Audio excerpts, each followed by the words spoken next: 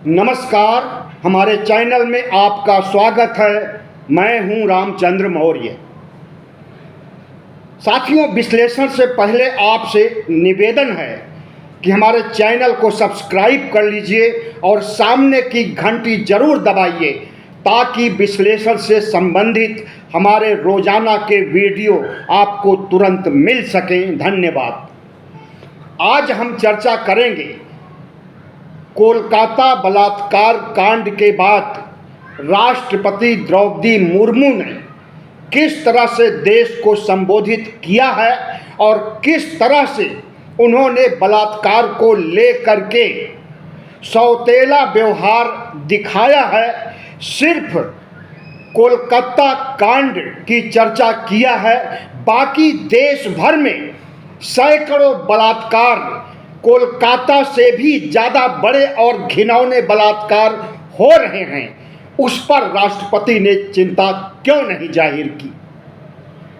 तो आज हम महामहिम राष्ट्रपति का अपमान नहीं करना चाहेंगे। महामहिम राष्ट्रपति द्रौपदी मुर्मू एक संवैधानिक पद पर, सबसे बड़े संवैधानिक पद पर बैठी हुई हैं और राष्ट्रपति तीनों सेनाओं का अध्यक्ष होता है। लोकसभा, राज्यसभा, कार्यपालिका, न्यायपालिका का भी प्रमुख राष्ट्रपति होता है और इस सबसे बड़े पद पर बैठकर अगर द्रौपदी मुर्मू सिर्फ बलात्कार कांड में, कोलकाता बलात्कार कांड जो एक डॉक्टर के साथ बलात्कार हुआ था पिछले दिनों, सिर्फ उस पर चिंता जाहिर करती हैं और कहती हैं कि मैं उससे भयभीत हूं। राष्ट्रपति के अंडर में तीनों सेनाएं हैं, तमाम घुड़सवार हैं जो उनके आगे पीछे चलते हैं, पुलिस बल है, गृह मंत्रालय है और हमारी राष्ट्रपति डरी हुई हैं और वो भी एक बलात्कार से। बात समझ में नहीं आती। राष्ट्रपति द्रौपदी मुर्मू जिस दिन राष्ट्रपति बनी हैं वह राजनीतिक नहीं रह गई हैं, भले ही वह भारतीय जनता पार्टी की रही हों, राष्ट्रपति बनने से पहले राज्यपाल रही हों, मंत्री रही हों, विधायक रही हों, सांसद रही हों, लेकिन अब वह किसी दल की नहीं है और सभी दल की हैं। भारत धर्मनिरपेक्ष राष्ट्र है और इस धर्मनिरपेक्ष राष्ट्र का मुखिया अगर कोई है तो वह राष्ट्रपति है। देश का पहला नागरिक राष्ट्रपति है। जनगणना शुरू होती है तो राष्ट्रपति से शुरू की जाती है। राष्ट्रपति द्रौपदी मुर्मू इतने बड़े संवैधानिक पद पर होने के बावजूद अगर प्रधानमंत्री नरेंद्र मोदी को दही और चीनी खिलाती हैं तो इससे का क्या अर्थ निकलता है? आज तक कितने राष्ट्रपति हुए हैं, कितने प्रधानमंत्री हुए हैं? किसी राष्ट्रपति ने प्रधानमंत्री को दही और चीनी खिलाया है? किसी प्रधानमंत्री को के सामने झुकने का काम किया है? याद कीजिए, लाल कृष्ण आडवाणी जो भारतीय जनता पार्टी के शीर्ष नेता थे एक समय और नरेंद्र मोदी के राजनीतिक गुरु भी माने जाते हैं, उन्हें जब भारत रत्न पुरस्कार दिया जा रहा था तो राष्ट्रपति खड़ी थी, प्रधानमंत्री नरेंद्र मोदी बैठे हुए थे कुर्सी पर। प्रधानमंत्री नरेंद्र मोदी ने राष्ट्रपति बनाया है उन्हें अपनी मर्जी से, तो राष्ट्रपति की क्या मर्जी कि वह प्रधानमंत्री की मर्जी के खिलाफ जा सकें और इसीलिए उन्होंने सिर्फ कोलकाता बलात्कार कांड की चर्चा किया राष्ट्र के संबोधन में। देश भर में कितने बलात्कार हो रहे हैं हर रोज, और ज़्यादातर बलात्कार दलित, आदिवासी और ओबीसी लड़कियों, महिलाओं के साथ होते हैं। 90% या यूं कहे 95% से अधिक बलात्कार ओबीसी, एससी, एसटी से होते हैं आए दिन। और सभी बलात्कार की क्या आप समझते हैं एफआईआर लिखी जाती है, बलात्कारियों के खिलाफ कार्रवाई की जाती है, एससी एसटी कानून जरूर बनाया गया है, लेकिन उसका कितना दुरुपयोग होता है और एससी एसटी की महिलाओं के साथ उनके उत्पीड़न, शारीरिक शोषण के साथ उनके खिलाफ बलात्कार के आंकड़े तक नहीं उपलब्ध कराए जाते हैं, और जो आंकड़े उपलब्ध हैं उस पर कार्रवाई भी नहीं की जाती है। और सबसे पहली बात तो बलात्कार के बाद जब कोई एफआईआर कराने जाता है तो एफआईआर तक नहीं किया जा सकता है। नरेंद्र मोदी के शासनकाल में प्रधानमंत्री नरेंद्र मोदी जिस ठसक के साथ पिछले 10 सालों से राज करते हुए आ रहे हैं, और अब भी उनका ठसक और अहंकार, तानाशाही रवैया दिख ही जा रहा है। और जिस तरह से महिलाओं के खिलाफ अपराध बढ़ रहे हैं, आए दिन बलात्कार की घटनाएं हो रही हैं, उसमें अगर एक घटना को लेकर राष्ट्रपति चिंतित हैं, भयभीत हैं, तो यह बहुत ही दुर्भाग्यपूर्ण है। 4.5 लाख रेप हर वर्ष हो रहे हैं। ये हमारे आंकड़े नहीं हैं, सरकारी आंकड़े हैं, और ये वो आंकड़े हैं जिनकी एफआईआर दर्ज की गई है। और एफआईआर कितने बलात्कार की दर्ज की जाती है, आप सुन करके चौंक जाएंगे।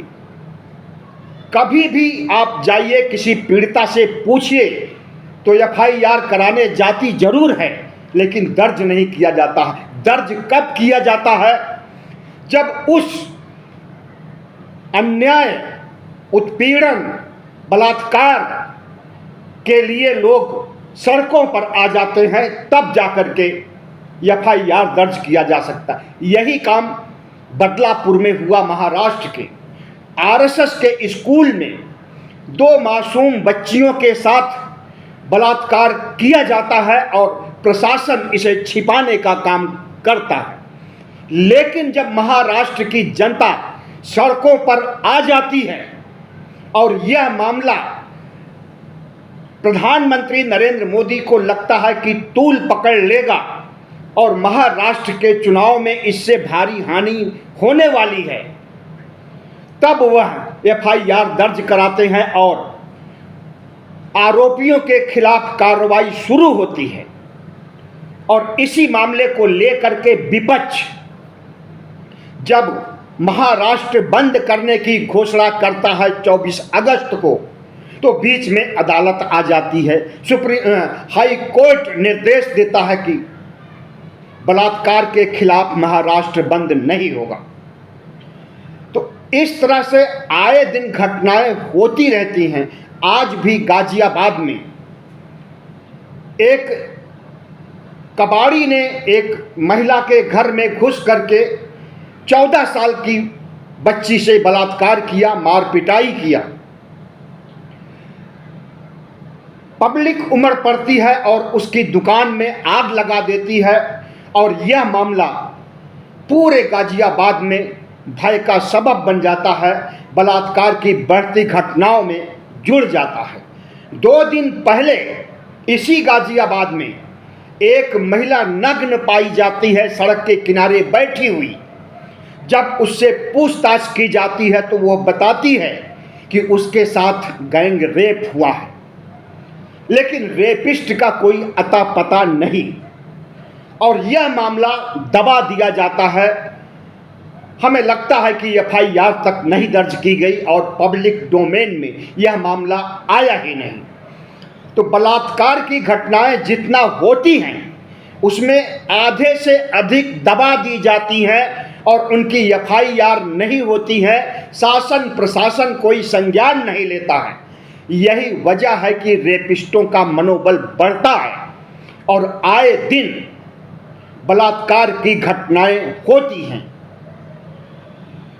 एक खबर सोशल मीडिया पर चल रही है कि पोर्न देखने की वजह से, पोर्न का मतलब कि सेक्सी साइट, सेक्स की घटनाएं वो देखते हैं इंटरनेट पर और उसी तरह से सेक्स करने के लिए हवस का शिकार बनाते हैं मासूम बच्चियों को, जवान लड़कियों को और महिलाओं को। तो क्या इस पोर्न पर रोक नहीं लगाया जा सकता है? जिन कारणों से बलात्कार होते हैं, खास करके सवर्ण जातियों के लोग बलात्कार करते हैं, तो उनके ऊपर नकेल क्यों नहीं कसी जाती है और क्यों नहीं उन्हें बताया जाता है कि अगर बलात्कार करोगे तो फांसी की सजा तक हो सकती है। शासन प्रशासन बलात्कार होने के बाद मौन हो जाता है और बलात्कार की घटनाएं बढ़ती जाती हैं। अभी पता चला है थोड़ी देर पहले हमें कि कई अन्य जगहों पर बलात्कार की घटनाएं हुई हैं,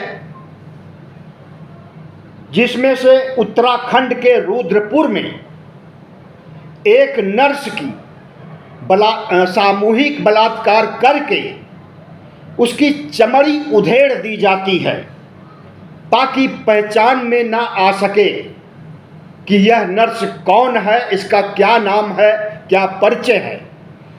लेकिन उसका परिचय पत्र या आधार कार्ड उसकी लाश के पास मिलता है और पूरी पोल खुल जाती है कि इसके साथ क्या हुआ है और उसकी चमड़ी क्यों उधेड़ी गई है।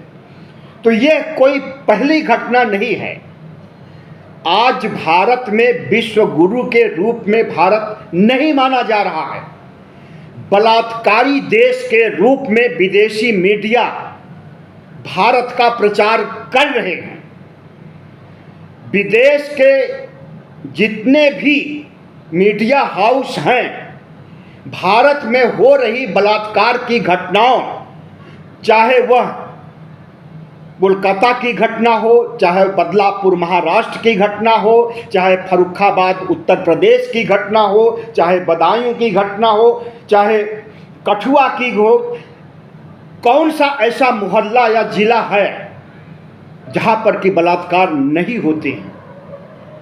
लेकिन चर्चा में वही रहता है जहां पर मामला सामने आ जाता है, पब्लिक डोमेन में आ जाता है और सरकार की भद पिटने लगती है।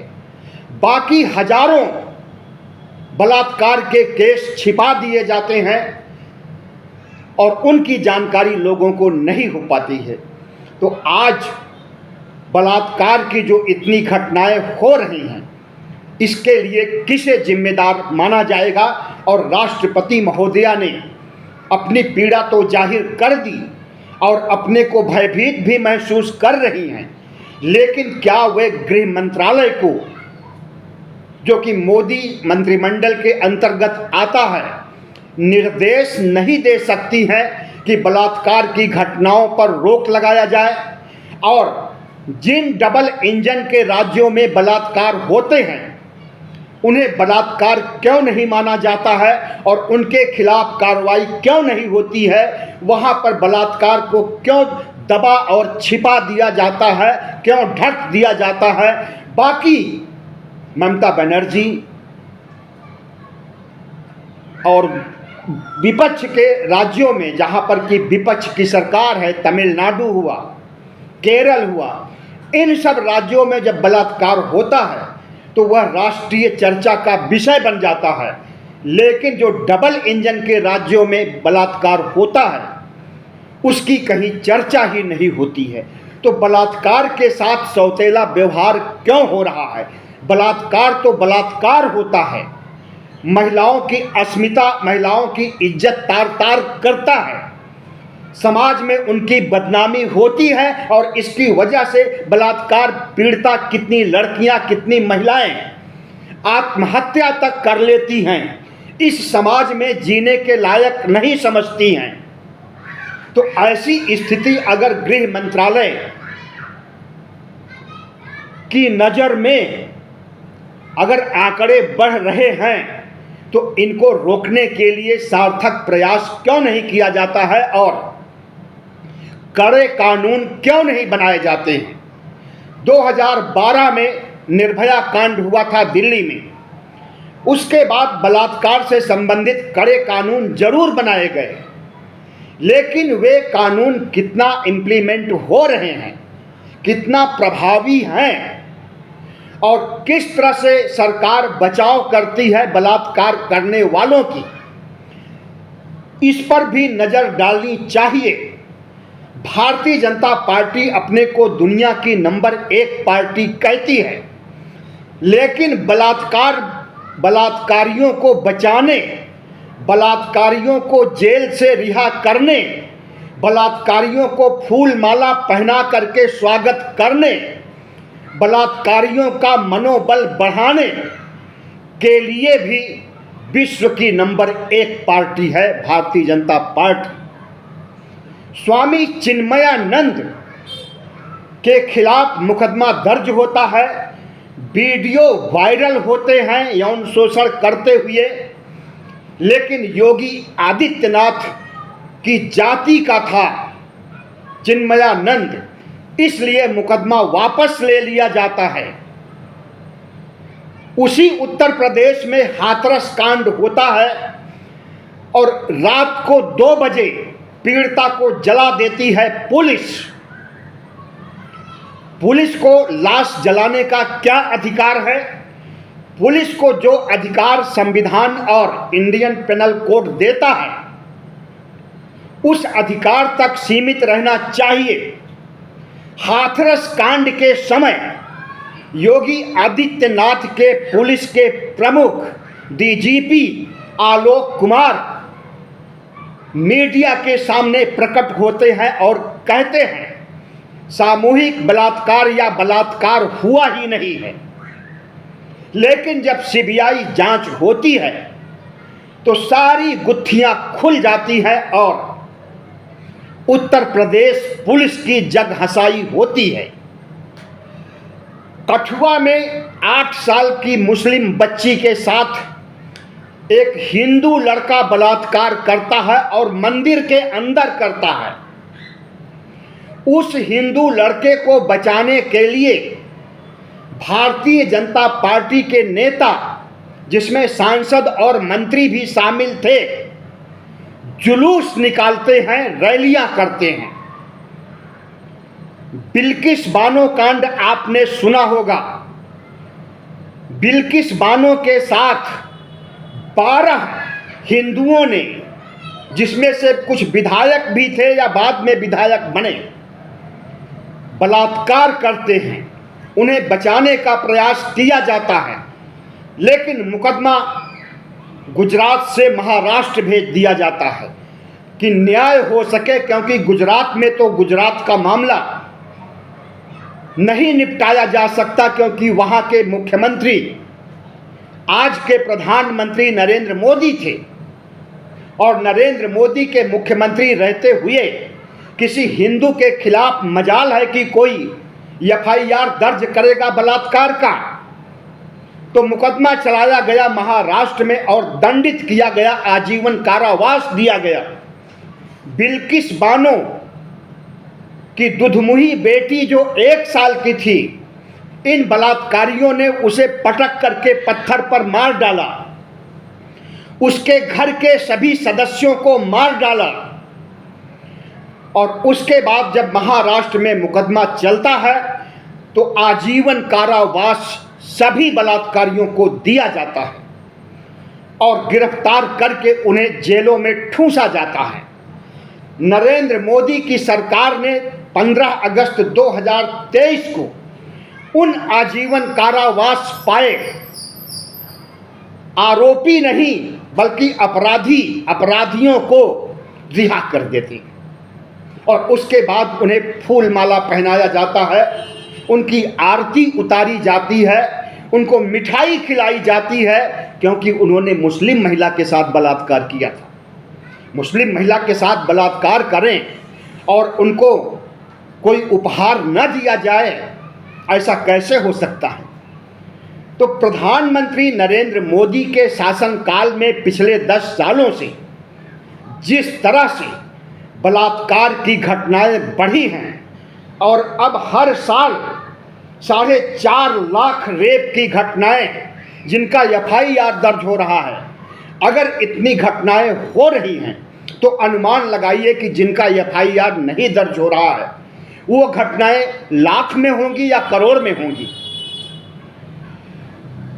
संपादकों के साथ बातचीत में द्रौपदी मुर्मू ने कहा, न सिर्फ मैं दुखी हूं बल्कि गुस्सा हूं। अगर आप राष्ट्रपति जी गुस्सा हैं तो वो गुस्सा उतारती क्यों नहीं हैं? गुस्सा का जो कारण है उस कारण को खत्म क्यों नहीं करती हैं? बलात्कार, महिलाओं के साथ यौन शोषण कोई नई बात नहीं है, लेकिन पिछले 10 सालों में जितना ये घटनाएं हुई हैं उतना पहले कभी नहीं हुई हैं। चुन चुन करके मुस्लिम महिलाओं के साथ हिंदू बलात्कारी बलात्कार करते हैं, चाहे वो गुजरात हो, उत्तर प्रदेश हो, कोई भी प्रदेश हो, हर जगह संबोधित किया जाता है कि मुस्लिम महिलाओं के साथ बलात्कार करो, इतना उत्पीड़ित करो कि ये छोड़ करके देश भाग जाए। तो देश से भगाने के लिए बलात्कार किया जाता है, मॉब लिंचिंग की जाती है और इनके नरसंहार की बात की जाती है। याद कीजिए हरिद्वार धर्म संसद में किस तरह से मुसलमानों का नरसंहार करने की बात कही गई थी। वो एक को मारे तो हम 100 को मारेंगे, वो 100 को मारेंगे तो हम हजारों को मारेंगे। और किस तरह से साध्वी प्रज्ञा आए दिन मुसलमानों के खिलाफ बयान देती रहती हैं और किस तरह से साध्वी प्रज्ञा महात्मा गांधी के पुतले पर गोली चलाती हैं और जब पुतले से खून निकलता है तो आह्लादित होती हैं। तो प्रधानमंत्री नरेंद्र मोदी की पार्टी ही ऐसी पार्टी है जिसमें कि बलात्कारियों के हौसले बढ़े हैं।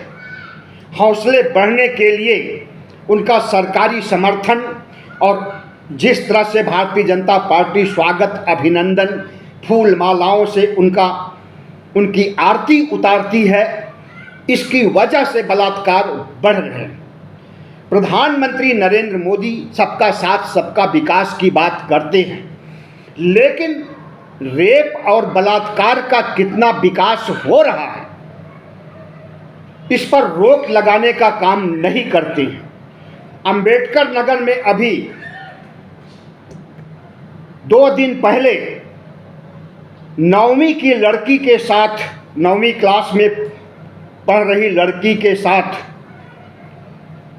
अंबेडकर नगर नहीं बरेली में 9वीं की लड़की के साथ गैंग रेप किया जाता है। FIR कराने जाती है उस अपने पिता को लेकर के, तो FIR दर्ज नहीं की जाती है। लड़की घर आकर के आत्महत्या कर लेती है। अंबेडकर नगर में लड़की और उसके पिता गैंग रेप का FIR कराने जाते हैं। नाबालिग लड़की थी, FIR नहीं दर्ज होती है, घर लौट करके आत्महत्या। IIT बनारस जो कि प्रधानमंत्री का संसदीय क्षेत्र है, वहाँ पर IIT के प्रांगण में गैंग रेप किया जाता है और बीजेपी के लोग गैंग रेप करते हैं, उनके खिलाफ कोई कार्रवाई नहीं होती है। कांग्रेस अध्यक्ष अजय राय उत्तर प्रदेश के, उन्होंने सवाल उठाया तो उन्हें ही आरोपित कर दिया गया और उनके खिलाफ कार्रवाई करने की बात कही गई। इसी तरह से देश भर में जितने भी बलात्कार हो रहे हैं अगर उन्हें सजा मिले, उन्हें मृत्युदंड या आजीवन कारावास मिले, तो हम समझते हैं कि बलात्कार पर रोक लगाया जा सकता है।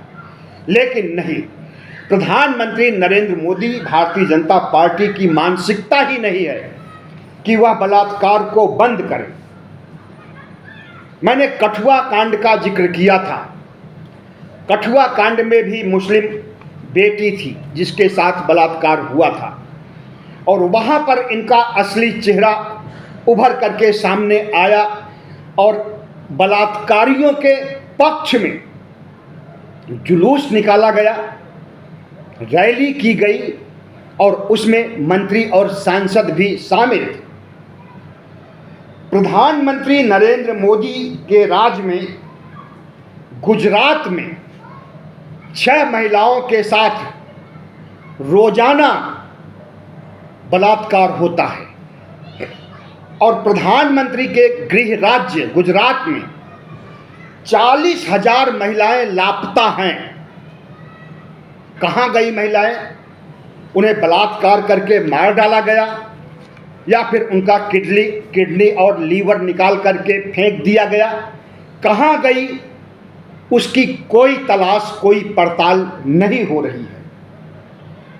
बदलापुर में जिन 2 बच्चियों के साथ रेप हुआ था, उन्हें बचाने के लिए भारतीय जनता पार्टी ने पूरी ताकत लगा दी, लेकिन फिर भी नहीं बचा सके। और सबसे बड़ी बात तो हम मणिपुर की चर्चा करेंगे। मणिपुर में कुकी और मैतेई आदिवासी हैं, इनके बीच गृह युद्ध 1.5 साल से छिड़ा हुआ है और दोनों पक्ष एक दूसरे के जान के दुश्मन हैं। मैतेई समुदाय कुकी समुदाय पर भारी पड़ रहा है, और वहां पर जिस तरह से महिलाओं का नग्न परेड करा करके, नग्न प्रदर्शन करा करके उनके गुप्तांगों में उंगली डालने का काम कैमरे के सामने किया गया, कैमरे के सामने बलात्कार करके मार डालने की घटना सामने आई। राष्ट्रपति महोदया ने इस पर क्यों नहीं प्रकाश डाला? यहाँ की घटना से क्यों नहीं द्रवित हैं? राष्ट्रपति भी तो आदिवासी हैं और मणिपुर की महिलाएं भी आदिवासी। और यह घटना जब सामने आई तो मणिपुर का मुख्यमंत्री वीरेंद्र सिंह ने कहा, ऐसी तो हजारों घटनाएं हुई हैं जो लाइट में नहीं आ सकी हैं। तो प्रधानमंत्री जी उस वीरेंद्र सिंह को क्यों नहीं बर्खास्त किया, और एक बलात्कार कांड के आधार पर ममता दीदी को बर्खास्त करने राष्ट्रपति शासन लगाने की कवायद क्यों चल रही है? सबसे पहले तो राष्ट्रपति को माफी मांगनी चाहिए इस देश के नागरिकों से कि उन्होंने सौतेला व्यवहार किया है इस देश की महिलाओं के साथ, आदिवासी महिलाओं के साथ, कि आदिवासी महिलाओं के साथ यौन शोषण, बलात्कार होता है और वह चुप रहती हैं। हम यह नहीं कहते हैं कि राष्ट्रपति महोदय ने अपनी मर्जी से कोलकाता रेप कांड की चर्चा की है और उससे डरे हैं। जरूर प्रधानमंत्री कार्यालय की ओर से उन्हें संकेत मिला होगा कि सामने प्रकट होइए मीडिया के और इस तरह का बयान दीजिए, राष्ट्र के नाम संबोधन कीजिए कि कलकत्ता में जो हुआ है बहुत शर्मनाक हुआ है, बहुत बीभत्स हुआ है। तब वो आई होंगी। अपनी मर्जी से वह नहीं आ सकती हैं। अगर अपनी मर्जी से आती, स्वतः संज्ञान लेती, तो उनकी नज़र में कोलकाता, मणिपुर, महाराष्ट्र, उत्तर प्रदेश में जितनी भी विभत्स घटनाएं हुई हैं सबकी कड़ी आलोचना करती। हम राष्ट्रपति द्रौपदी मुर्मू की कद्र करते हैं, अपमानित नहीं करना चाहते हैं, लेकिन जो तथ्य हैं उनसे इनकार भी नहीं किया जा सकता है। हमें संविधान अधिकार देता है कि तथ्यों और सच्चाई के आधार पर सरकार को, राष्ट्र के प्रमुख को, सभी को घेरा जा सकता है। राष्ट्रपति को चाहिए कि अपने पद की गरिमा को बरकरार रखें। उनके पद की गरिमा बने रहेगी तभी राष्ट्र का गौरव बना रहेगा। और जिस दिन उनकी गरिमा में गिरावट आएगी, गरिमा तिरोहित होगी, उस दिन भारत में ही नहीं पूरी दुनिया में जग हंसाई होगी। बहुत बहुत धन्यवाद। हमारे चैनल को सब्सक्राइब कीजिएगा, लाइक कीजिएगा और शेयर कीजिएगा।